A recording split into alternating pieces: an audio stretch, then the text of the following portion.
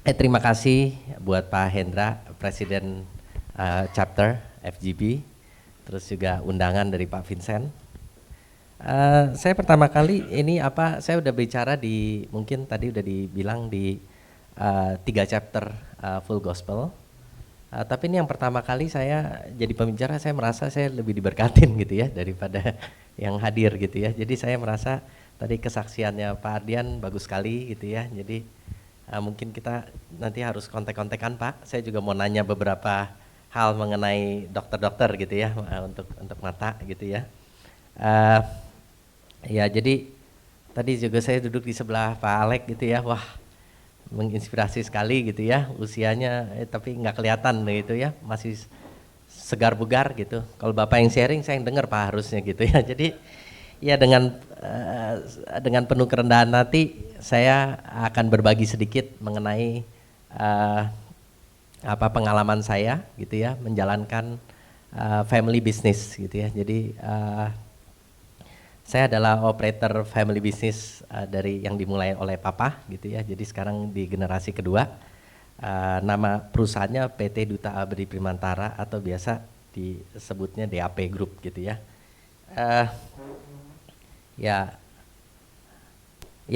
Saya mulai dengan perkenalan saya sendiri. Nama saya Anthony. Saya lulusan dari University of Southern California. Kebetulan tadi ada Pak Wilson juga, itu anaknya ada di sana. Jadi dulu kita ada kenal-kenalan gitu ya. Kemudian saya work di Amerika dari tahun 2007 sampai 2008. Major saya computer science, jadi saya belajar bikin perusahaan startup sebenarnya gitu ya.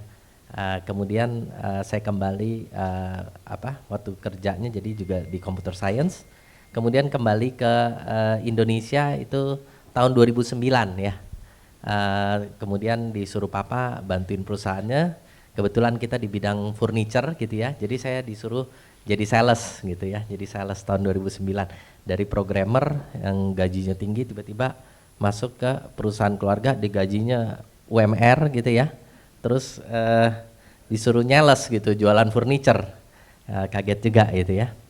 Ya tapi ya hampir 10 tahun kemudian gitu saya di sales, naik terus tiap tahun dipindahkan divisi, kemudian juga dinaikin pangkat, ditambahkan tanggung jawab gitu ya.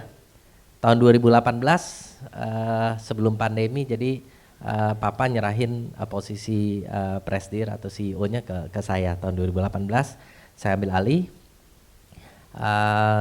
Saya juga tergabung dalam komunitas businessman, mungkin seperti Full Gospel, tapi ini namanya Young President Organization YPO gitu ya, sejak tahun 2019.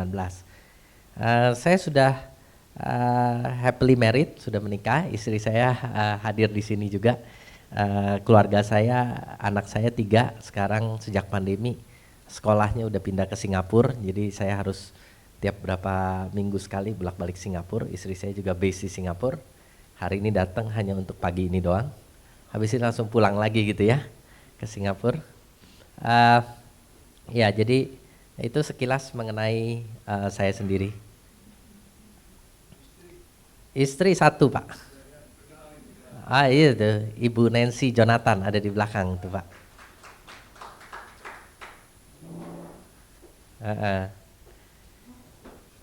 Ya ini jadi adik istri saya, jadi adik cowoknya berapa bulan lalu baru menikah dengan putrinya Pak Vincent gitu ya.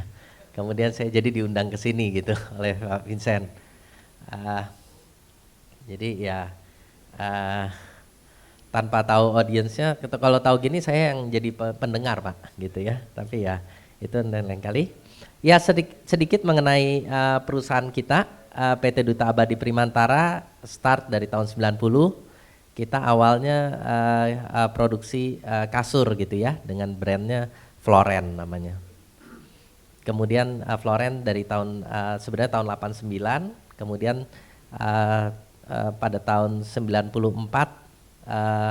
jadi papa waktu itu ke Amerika untuk cari product knowledge gitu kan ya. Kita tahu know-how lebih baik, kemudian ngambil lisensi King Coil ke Indonesia. tahun 94. Nah, tahun 94 kita ambil license King Coil, kita mulai di waktu itu harga kasur tuh masih kurang lebih 500.000 gitu ya Bapak Ibu ya.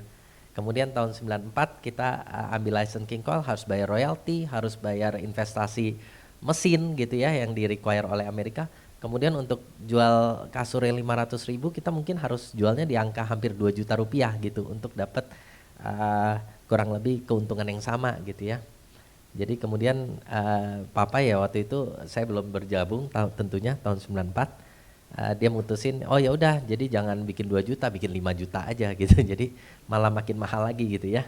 Ya kita dianggap mungkin make it or break it gitu. Jadi banyak orang yang bilang wah ini pasti nanti gagal lah gitu karena beda sendiri gitu ya, harganya premium. Tapi ternyata ada growing demand, ada pertumbuhan yang terus naik di premium mattress kategori gitu ya, sehingga kita terus bertumbuh, malah kompetitor mulai ngambil license Amerika juga, sehingga tahun 2000 kita ngambil satu license lagi namanya Serta dari US juga tahun 2000. Kemudian kita dapat license untuk Tempur tahun 2005 gitu ya untuk Indonesia. Kemudian di luar kasur kita juga ada produksi top of bedding, itu bantal, guling, selimut gitu ya, itu juga in-house productionnya. Saat ini kita mendominasi untuk pasar hotel yang premium gitu ya, jadi mungkin kalau untuk data hotel bintang 3 dan ke atas, market share kita close to 70% di Indonesia. Jadi kalau terutama kalau yang bintang tinggi di Bali itu hampir semuanya itu disuplai oleh perusahaan kami gitu ya. Di Indonesia sendiri kita juga punya jalur distribusi retailer gitu, toko-toko furniture itu kurang lebih ada lebih dari 1.300 yang sekarang aktif.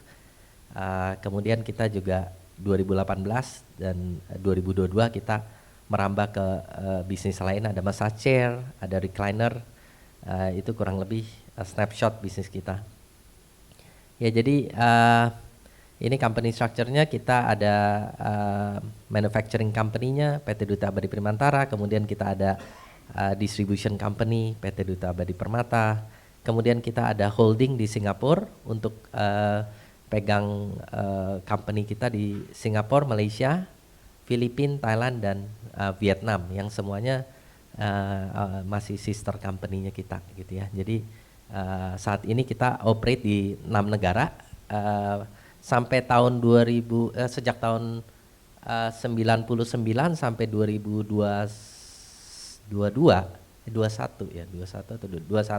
kita ada operation di China, tapi pas pandemi sudah kita sudah kita lepas untuk yang China, make a very a successful exit di China gitu. Ya ini brand-brandnya tadi saya udah singgung sedikit. Kita ada mattress, King Coil serta Floren, ada yang baru-baru recliner, stressless dari Norway, Norwegian Comfort dari Norway gitu, ada Ogawa dari Japan. Jadi kita punya portfolio brand yang cukup banyak gitu ya yang kita manage. Ya distribusinya kita kantor cabang ada 13 dengan kanal penjualan yang cukup menyebar ya. Pabriknya kita ada 5 saat ini yang jalan di Indonesia.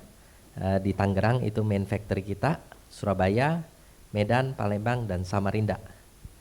Dengan kita total dari 5 pabrik ini kita produksi roughly 1.000 matras per hari. Ya, jadi mungkin waktu saya cari topik untuk pembicaraan hari ini saya nggak tahu audiensnya kayak gimana. Kemudian saya mengambil kayak temanya transitioning to the next generation gitu ya, karena ini pengalaman saya sendiri gitu.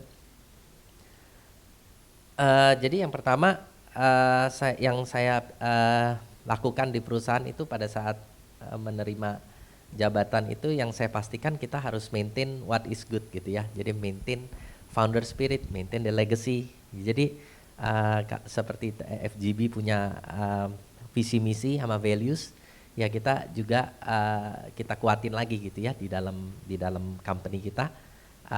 Kita punya 5 core values: integrity, relationship, kemudian excellence, ownership, dan itu dari founder, dari papa dan partnernya. Kemudian saya tambahkan satu lagi yang terakhir, fun gitu ya, menyenangkan gitu. Karena kalau saya sendiri anak-anak yang lebih muda di kantor yang terlalu serius itu kayaknya kurang ini gitu, kurang menarik gitu. Jadi ya saya tambahkan value fun gitu. Jadi di kantor selalu ada yang lucu-lucu gitu ya. Uh, Ya ini papa dan partnernya gitu ya, Pak Andreas. Jadi ada mereka berdua yang start the company.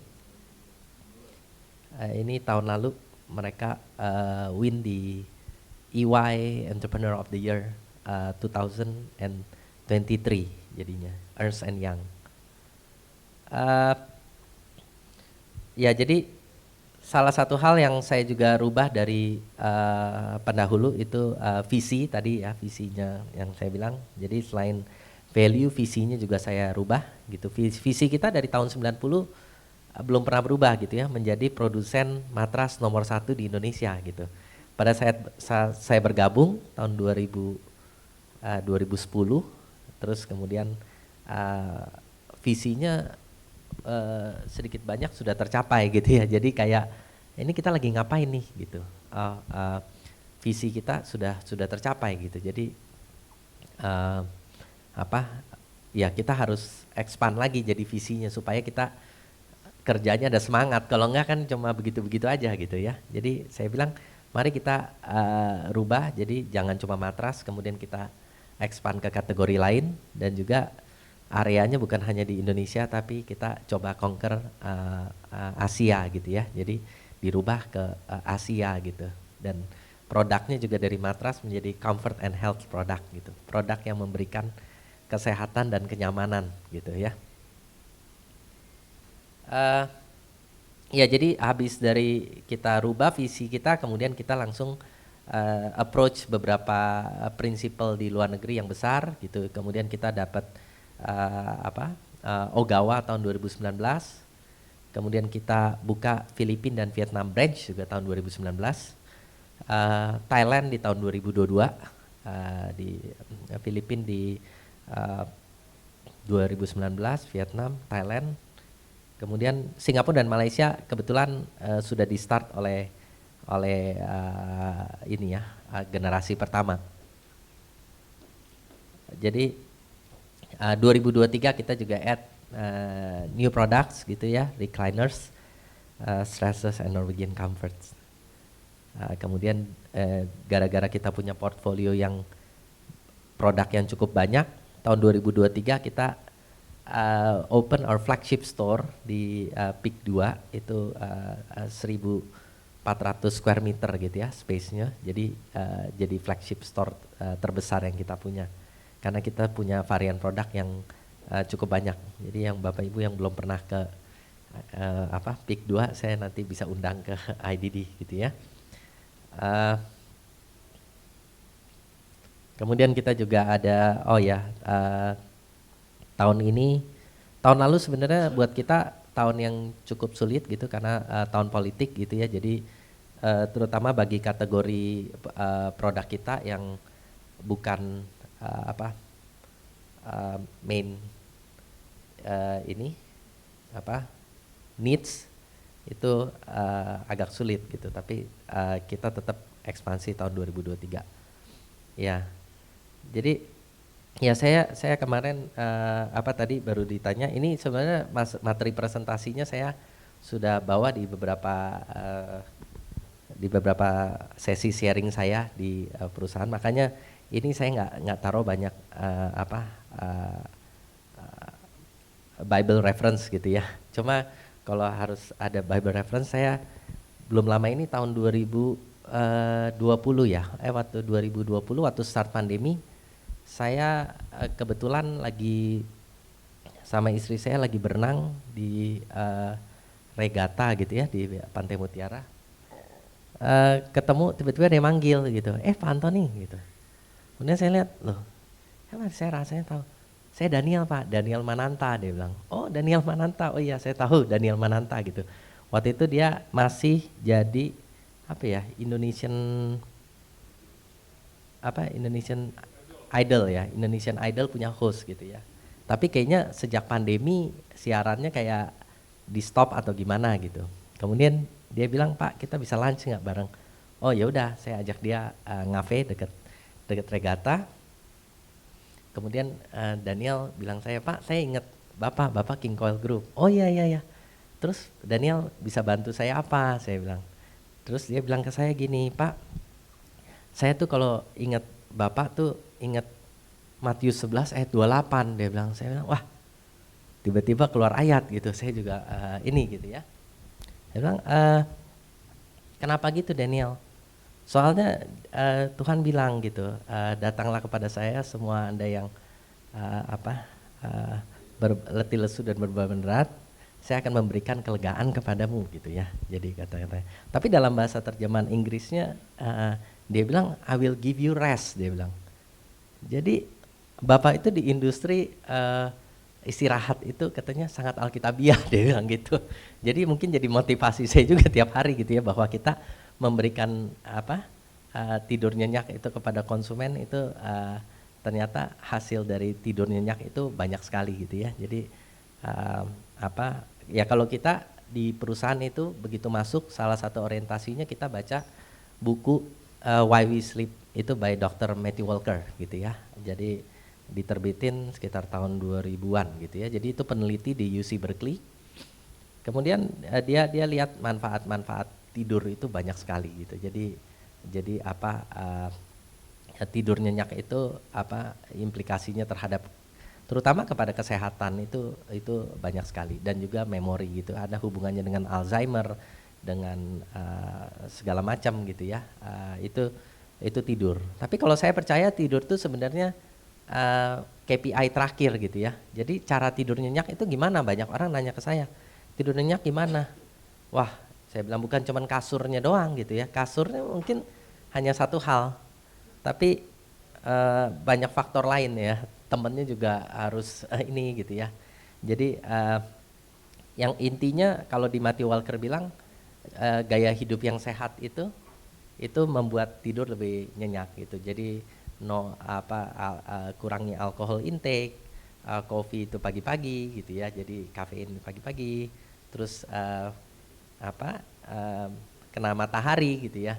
Jadi kalau nggak bisa tidur tuh sebenarnya yang kita harus benahi lifestyle gitu, karena pasti ada gaya hidup yang mungkin kurang baik gitu ya. Jadi begitu lifestyle kita diperbaiki, maka tidur itu the ultimate KPI kalau saya bilang. Jadi KPI terakhir gitu. Jadi banyak teman-teman saya sekarang karena udah banyak aplikasi untuk tracking sleep gitu ya. Jadi mereka bisa tahu kualitas tidur mereka tuh seperti apa. Nah itu yang mereka monitor tiap hari. Kalau ada yang masalah berarti dia harus perbaiki gaya hidupnya. Itu kurang lebih seperti itu gitu ya.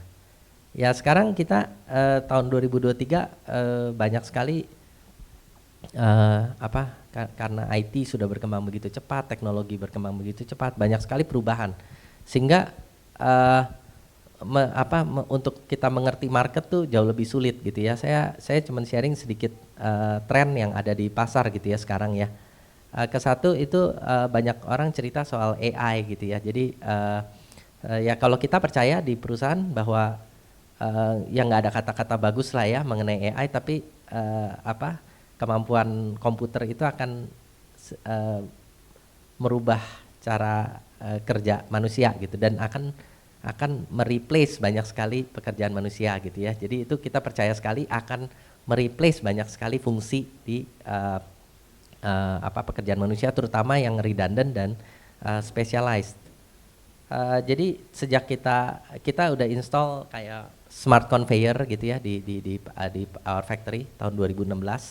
Kemudian kita punya labor force berkurang 300 orang karena perubahan menggunakan artificial intelligence.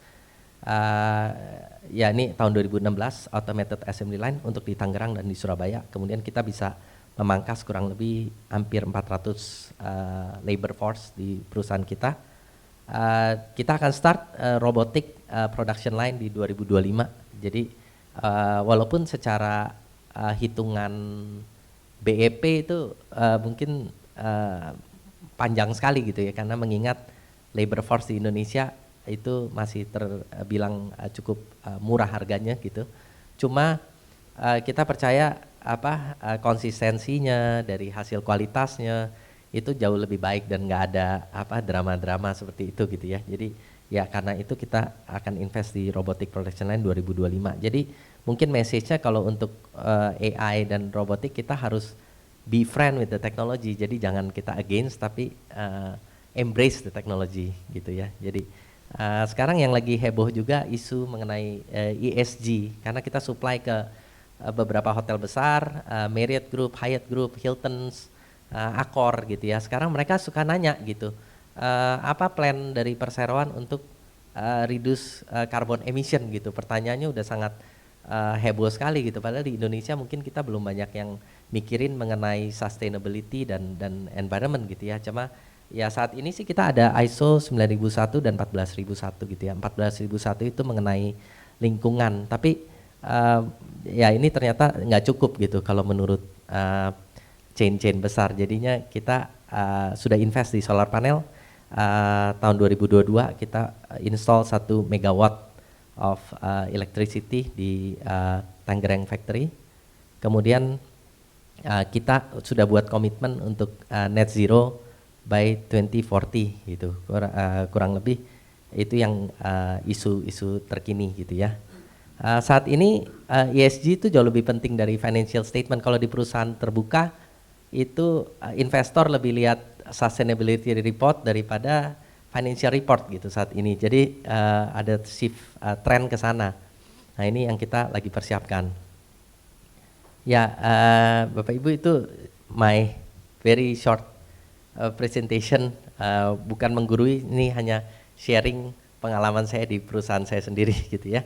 Ini ada satu video terakhir tanpa melupakan bagi saya semua ini berkat juga gitu ya, bagi kami semua ini banyak sekali pertolongan Tuhan, tanpa pertolongan Tuhan kita tidak bisa sampai di sini gitu ya. Jadi tahun 2022 juga kita nggak sangka dipanggil oleh perusahaan Ernst & Young untuk para founder dapat penghargaan dari mereka sebagai Entrepreneur of the Year gitu ya. Jadi ini dibikinin video oleh Ernst & Young gitu. Jadi mungkin bisa dicek videonya dikit. Bisa dibilang untuk industri metals adalah salah satu yang terbesar di Indonesia. Kemampuan untuk melihat celah-celah bisnis yang kira-kira kita sukai dan masih ada tempat bagi kita dalam pasar.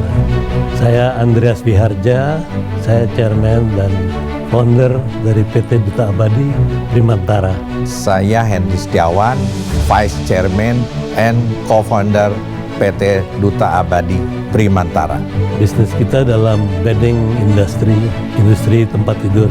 Beddingnya kami memegang beberapa merek, ada King Coil, Serta, Tempur, dan kami juga bergerak dalam bidang furniture, stressless, and Ogawa masa chair. Di tahun 1990 kita mulai dengan bedding industry atau matras.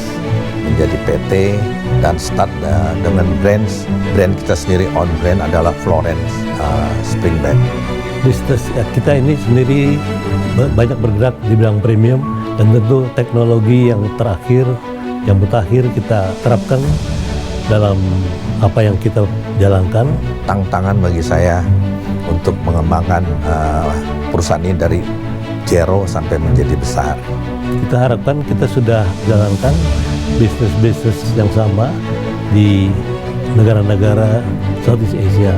Sudah berkembang di samping Indonesia adalah Singapura, Malaysia, Thailand, Filipina, dan Vietnam. Kita juga banyak ikut joint exhibition di luar negeri. terutama di Amerika. Ya, tentu kita coba berinovasi terus, terutama dalam teknologi untuk kenyamanan, kesuksesan tentunya, kepuasan pelanggan kita yang sudah membeli dan sudah bisa menikmati. Tapi yang terutama adalah saya bisa dekat dengan saya punya staff, dengan anak buah, menyatu. Kita ngayomin mereka supaya mereka kerjanya bisa lebih semangat lagi. Tentu dengan mendapatkan market share yang baik sekali, juga terutama dalam hospitality atau supply kepada hotel-hotel dan sejenisnya. Konsumen saya puas tidur di kasur King Coil, itu saya merasa puas juga. Kita bukan kayak seperti dulu, seorang bos tuh jauh dari anak buah. Kita tergantung daripada anak buah. Kalau kita mempunyai manpower yang bagus, pasti perusahaan ini sehat. Mencoba untuk orang-orang menyenangi saya dengan jalan tentunya sama-sama bisa menikmati apa yang telah kita capai. Moto bisnis kita adalah kepuasan pelanggan. Moto bisnis saya adalah work hard and never give up.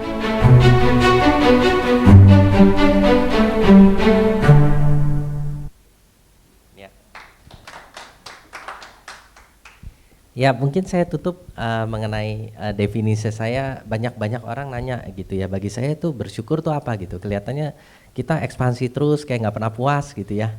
Ya bagi saya justru bersyukur itu lawannya dari complacent gitu ya. Jadi bagi saya bersyukur adalah kita sudah diberikan Tuhan, kemudian kita bekerja keras gitu, karena perumpamaan talenta, Tuannya itu sayang sama orang yang menggandakan gitu ya talenta yang diberikan gitu. Jadi kita bekerja keras untuk terus memajukan apa yang kita sudah dipercayakan oleh Tuhan. Kurang lebih itu Bapak Ibu. Terima kasih.